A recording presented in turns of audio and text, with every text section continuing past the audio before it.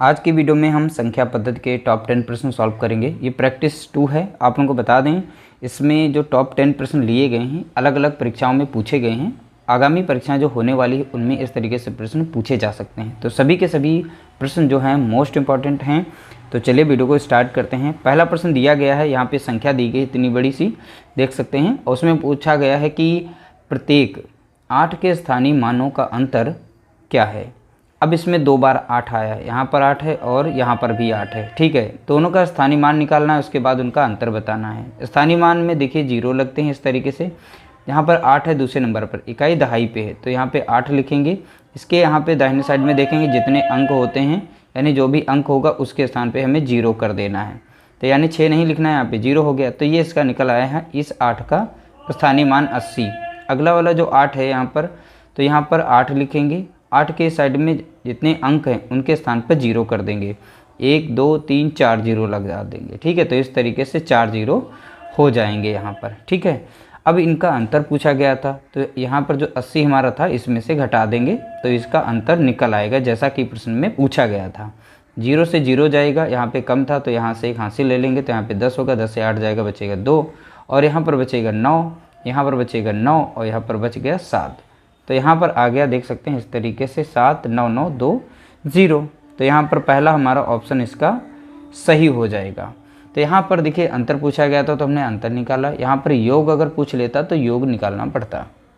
अगला प्रश्न दिया गया कि नहीं 5 क्रमागत विषम संख्याओं का योग 165 है, तो सबसे बड़ी एवं सबसे छोटी संख्या के योग का आधा क्या होगा।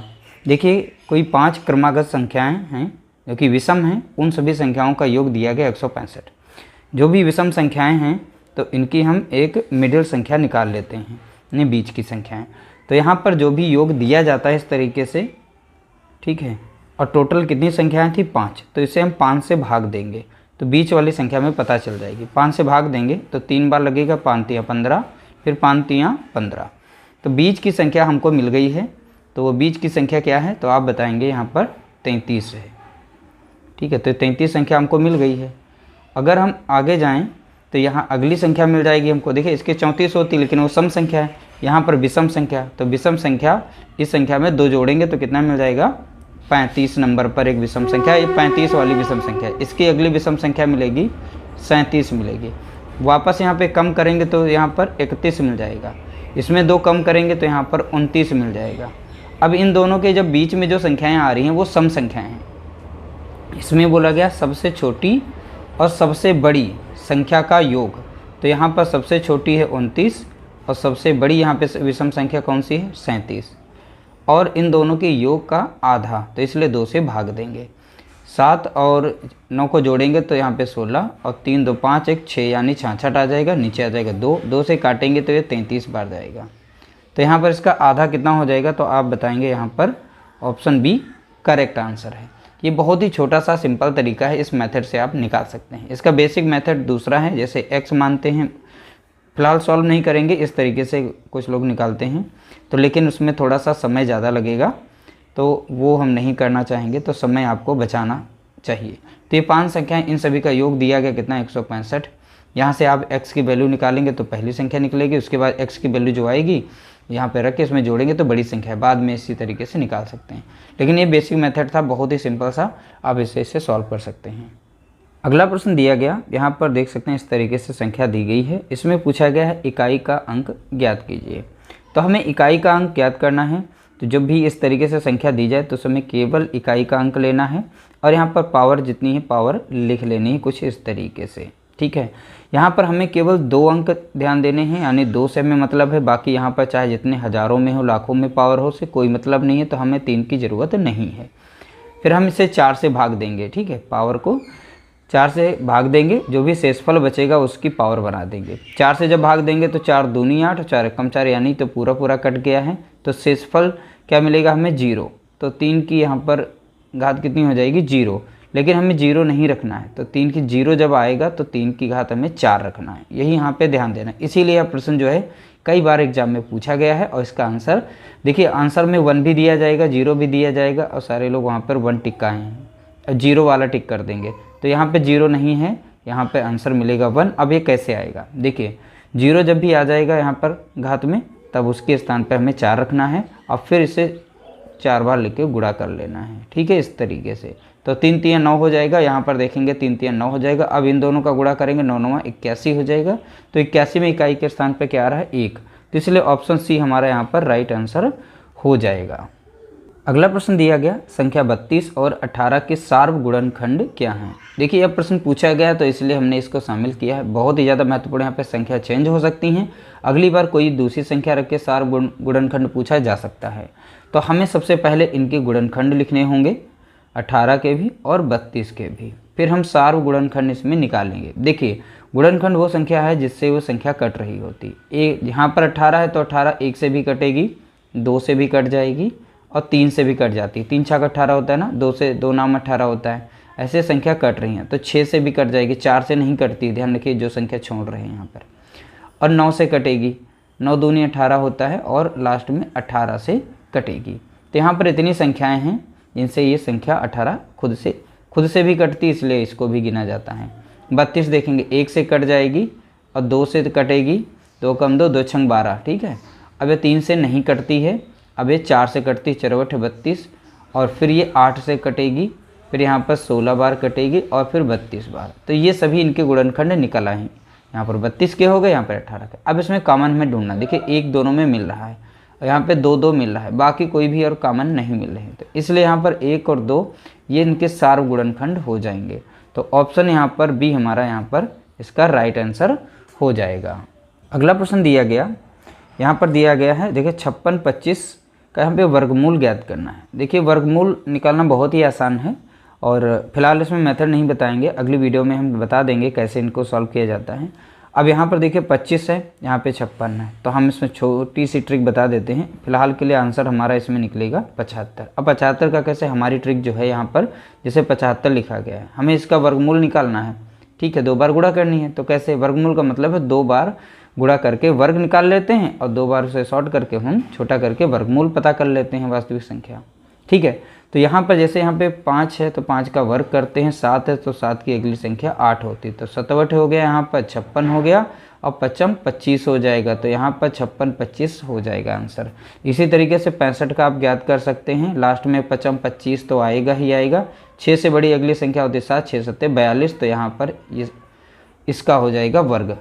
ठीक है, अब 42 और यहाँ पे 25 रखा होता तो अगर पूछा जाता इसका वर्गमूल क्या है तो हम निकाल लेते।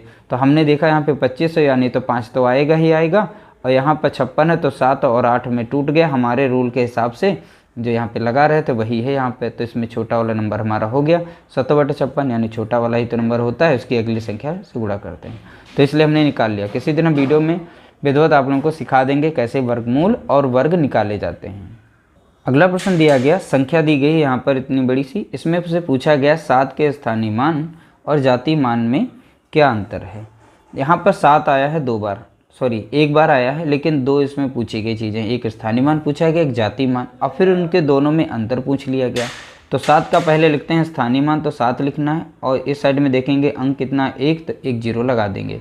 ये इसका निकल आया है स्थानीय मान निकल आया है। ठीक है, इसी 7 का हम अगर देखें जाति मान, तो जाति मान में 0 नहीं लगते हैं, वो स्वयं ही संख्या होती है। चाहे 7 यहाँ पर हो, चाहे इकाई के स्थान पर हो, चाहे सैकड़ा हजार और लाख पर हो, कोई दिक्कत नहीं है, वो स्वयं ही संख्या होती है, तो वो उसकी होती है जाति मान। ठीक है, अब इन दोनों में अंतर पूछा गया था, तो 70 से 7 को माइनस करेंगे तो 10 होगा, 10 से 7 जाएगा, बचेगा 3, यहाँ बचेगा 6, यानी 63 इसका आंसर हो जाएगा। तो इस तरीके से हमारा देख सकते हैं जाति मान और स्थानीय मान दोनों का मैंने अंतर निकाल लिया है। अगला प्रश्न कुछ इस प्रकार से है, देखिए यहाँ अंडर रूट में 0.49 दिया गया, 0.25 दिया गया। संख्या 2 बार रिपीट हो गई, यहाँ पे इसको हटा के यहाँ पे यहाँ पे लिखेंगे 0.81 और यहाँ पर लिख देंगे 0.36 लिख देंगे। ठीक है, इसके स्थान पर। अब इनका मान पूछा गया क्या होगा। देखिए यहाँ पर थोड़ा सा ध्यान देना होगा, जैसे दशमलव के साइड में देखेंगे 2 अंक हैं, दशमलव के साइड में 2 अंक हैं, यहाँ पर भी दशमलव के साइड में 2 अंक, यहाँ पर भी अंक। तो जैसे यहाँ पर देख रहे हैं तो इसको हम हटा देते हैं यहाँ से, दशमलव के साइड में 2, दशमलव के साइड, तो ये दशमलव को हटाया जा सकता है। इसको पुनः एक बार फिर से लिख देते हैं, तो यहाँ पर लिखेंगे अब 49/25 लिखेंगे। प्लस में यहाँ पर सेम टू सेम ऐसा इधर भी करेंगे। अब यहाँ पर हो जाएगा 81, क्योंकि दशमलव के साइड में 2 अंक, दशमलव तो दशमलव दशमलव हटेगा, तो यहाँ बचेगा 81 और बटे में कितना आ जाएगा 36। अब इसे सॉल्व कर सकते हैं। ये सभी के सभी जो हैं परफेक्ट वर्ग हैं, स्क्वायर हैं। अब इनका स्क्वायर रूट क्या होगा, देखिए 49 का हो जाता है 7, अब 25 का हो जाएगा 5, प्लस करेंगे 81 का हो जाएगा 9 और 36 का कितना हो जाएगा 6। अब यहाँ संख्या कट रही है 3 से, तो 3 दूना 6 काट देंगे और 3 3 9 काट देंगे। अब इसे सॉल्व करने में थोड़ा सा आसानी हो जाती है, छोटा जब कर लेते हैं तो यहाँ पर देखेंगे 3 बटा कितना हो जाएगा 2। अब यहाँ पर देखिए इनके हर जो है असमान है, तो इनका करेंगे गुणा। तो यहाँ पर करेंगे 5 दूनी हो जाएगा कितना 10। अब करेंगे यहाँ पर 7 दूनी 14 हो जाएगा, प्लस लगाएंगे 5 तियाँ 15 हो जाएगा। इन सभी को जोड़ेंगे तो कितना मिल जाएगा 29 मिल जाएगा, बटे में कितना 10। 10 से भाग देंगे तो 2 बार जाएगा और यहाँ शेषफल कितना बचेगा 9। तो यहाँ पर आ गया 2 सही और 9 बटा 10। तो ऑप्शन यहाँ पर हमारा पहला इसका राइट आंसर हो जाएगा 2 सही 9 बटा 10 इसका राइट आंसर। अगला प्रश्न दिया गया, यहाँ पर देखिए एक कितनी बार आया 5 बार, उसकी पावर लगा दी गई, स्क्वायर कर दिया गया। अब उसमें बताना राइट आंसर क्या है। ऐसा प्रश्न देख के तो हम कितनी बार मल्टीप्लाई करेंगे, बहुत ज़्यादा समय जाएगा, लेकिन ऐसा कुछ नहीं करना है हमें। बहुत ही सिंपल तरीके से हम एक मेथड बता देते हैं, उस मेथड से। जैसे 3 है, यहाँ पर हमें 3 का निकालना है, ठीक है। तो इसको ऐसे भी तो लिखा जा सकता है 111 गुणे 111। तो हमारी ट्रिक ये कहती है, देखिए 1 2 3 कितनी बार आया है 3 बार आया है 1, ठीक है। तो हम बढ़ते क्रम में लिखेंगे 1 2 3, अब फिर इसको घटते क्रम में लिख देंगे 2 1। तो बस इसका यही आंसर हो गया। तो यहाँ पर बढ़ते क्रम में लिखना है, फिर घटते क्रम में। तो कितनी बार है 1 2 3 4 5, और वर्ग निकालना हो तभी ऐसी ट्रिक ही अप्लाई करना, ठीक है। अब पता लगे यहाँ पर 3 है, यहाँ पे 4 है, तब ये ट्रिक मत अप्लाई करना। वर्ग में हो एक एक करके आ गया हो तब के लिए 1 2 3 4 5, तो हम 1 2 3 4 5 लिखेंगे, फिर इसका उल्टा लिख देंगे 4 3 2 1। बस यही हमारा राइट आंसर हो गया। गिनेंगे यहाँ पर बढ़ते क्रम में 5 तक, 1 2 3 4 5, ठीक है। और फिर उल्टी हैं 4 3 2 1। तो यहाँ पे सारे अंक हैं, यानी हमारा ऑप्शन पहला यहाँ पर राइट आंसर हो जाएगा। बाकी में नियम लगाएंगे यही वाला, तो फॉलो नहीं करेगा, आपका आंसर नहीं आएगा। अगला प्रश्न दिया गया, यहाँ पर 17 बटे 119 है, गुणा किया गया 98 बटे 14 से, का मान बताना है इसमें, ठीक है। तो ये मोस्ट इंपॉर्टेंट है, ध्यान रखिएगा, ऐसे प्रश्न बहुत ही ज़्यादा पूछे जा रहे हैं। ये कैलकुलेशन में आ जाते हैं सिंप्लीफिकेशन के अंतर्गत, और बहुत ही आसानी से सॉल्व किए जा सकते हैं। अब यार हम इस तरीके से जब भी आएंगे तो हमें पहाड़ा आना चाहिए, यानी टेबल। अब यहाँ पे 4 देखेंगे, 17 से कटेगा 17 कम 17, और 17 सत्ते हो जाता है 119। अब 7 से क्रॉस में संख्या कट जाएगी, 7 कम 7 और 7 कम 7 लग जाएगा, यहाँ बचेगा 2, 7 चौके 28।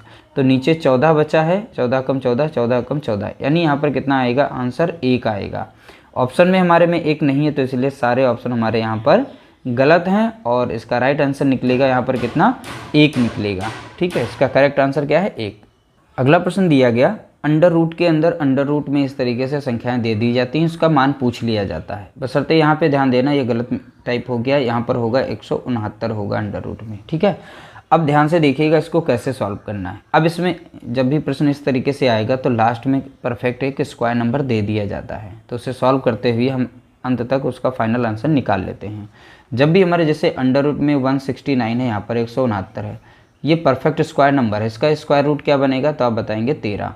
तो इसके स्थान पर हम 13 को रखेंगे, यहाँ पे कितना रखेंगे 13। तो हमने इस रूट को हटा दिया, तो इसके स्थान पे क्या आ गया 13। अब 13 जो आया है तो इसमें जोड़ देंगे 108 में। जब 108 में 13 को आप जोड़ देंगे तो यहाँ पर आंसर कितना मिल जाएगा 121 मिल जाएगा, ठीक है। तो इसमें जब 13 जोड़ देंगे, ये वाले 13 जो इधर से मिले हैं, ठीक, तो 121 हो गया। अब ये 121 यहाँ अंडर रूट में, यहाँ पर भी देखो लगा हुआ रूट, तो ये अंडर रूट में है, तो 121 ये अंडर रूट में है, तो इसका परफेक्ट स्क्वायर यानी स्क्वायर रूट इसका क्या हो जाएगा, तो बताएंगे 11 हो जाएगा। कितना हो जाएगा 11। अब वो 11 जो आया है तो अब इसमें जोड़ देंगे, क्योंकि यहाँ से तो ये तो कैंसिल हो गया, 11 आ गया, तो 11 इसमें जोड़ देंगे। तो अब यहाँ बनेगा यहाँ पर 9, यहाँ बचेगा 4। अब ये भी तो हमारा रूट में है दिया गया यहाँ पर, ठीक है। तो इसका स्क्वायर रूट क्या बनेगा 7 बनेगा। जो 7 आया है तो अगली में जाके यहाँ पर जुड़ जाएगा 7, ठीक है। तो इस तरीके से यहाँ बन जाएगा 64। यह भी हमारा रूट में दिया गया क्योंकि इस पर भी रूट लगा हुआ है। तो 64 का स्क्वायर रूट अगर देखें तो 8 आता है। कितना आता है 8। अब ये 8 इसमें जाके, क्योंकि इसका रूट दिया गया तो इसमें 8 जुड़ जाएगा, तो अब ये 8 जब इसमें जुड़ेगा तो कितना बनेगा 16। तो अंडर रूट 16 दिया गया, इसका स्क्वायर रूट कितना बन जाएगा 4 बन जाएगा। तो ये इनका स्टेप होता है, समझाने के लिए थोड़ा सा समय लिया, वरना तो फटाफट जोड़ के मात्र 2 सेकंड का काम था, आप इसका आंसर निकाल सकते हैं। तो ऐसे आप लोगों को समझ लेना, फिर उसको सॉल्व करना है। उम्मीद करते हैं आज की वीडियो आप लोगों के लिए बहुत ही ज़्यादा हेल्पफुल रही होगी। वीडियो अच्छी लगी हो तो लाइक करिएगा, शेयर करिएगा, चैनल पर नए हो तो चैनल को सब्सक्राइब जरूर कर लीजिएगा।